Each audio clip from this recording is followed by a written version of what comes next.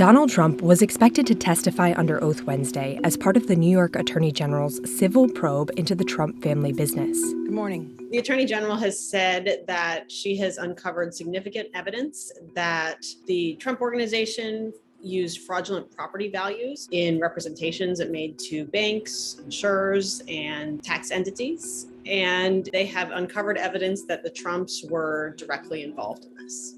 New York Attorney General Letitia James sent subpoenas to Trump and two of his adult children, Ivanka Trump and Donald Trump Jr., in December, ordering them to testify in closed-door depositions. The Trumps have denied wrongdoing. The interview comes on the heels of federal agents searching his Florida residence Monday for a separate investigation by the Justice Department. Corinne Ramey covers white-collar crime for the Wall Street Journal and explains what you need to know about the New York Attorney General's civil investigation.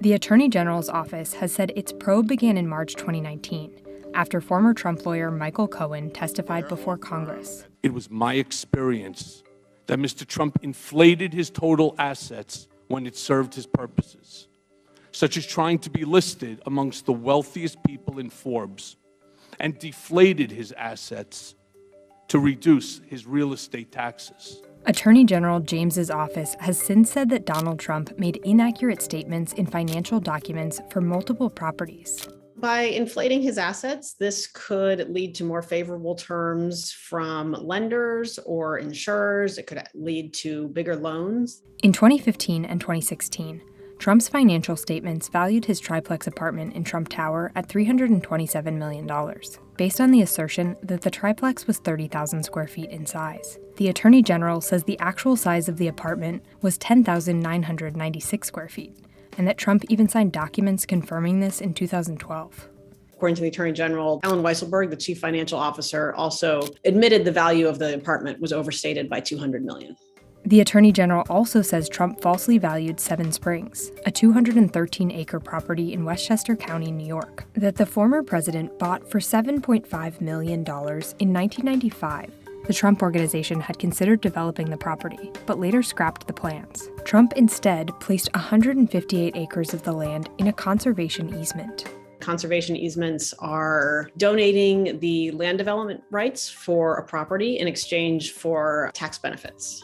The conservation easement portion of the land was appraised at $21.1 million in 2016, and a lawyer for the Attorney General's office said Seven Springs LLC, which is part of the Trump Organization, claimed a $21.1 million tax deduction for the easement in tax year 2015. It was higher than previous valuations. This allowed him to get a larger tax benefit, according to the Attorney General. A spokeswoman for the Trump Organization said Attorney General James's allegations were baseless, and the Trumps have claimed that the subpoenas could be used to improperly gather evidence for a separate criminal investigation by the Manhattan District Attorney, which has led to indictments charging the Trump Organization and its financial chief, Alan Weisselberg, with tax crimes. That investigation is continuing, and it has looked at similar issues in terms of deflating and inflating assets. Lawyers for the Trumps also argued that the Office of Attorney General James, a Democrat, had unfairly targeted the former president and his children for political reasons. They point to statements she made during her campaign when she has said she'll investigate the Trumps and sort of made this a campaign priority.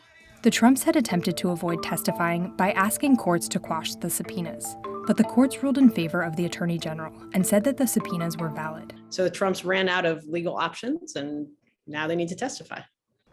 Lawyers for the New York Attorney General have indicated that they could file a civil lawsuit, but it's unclear who the defendants would be. It could be the Trump Organization, it could be Trump himself, or other company executives or employees. It could be his kids. Typically, these lawsuits, they take several years to go through the courts, and it could end in a settlement or a trial, and typically the penalties are financial.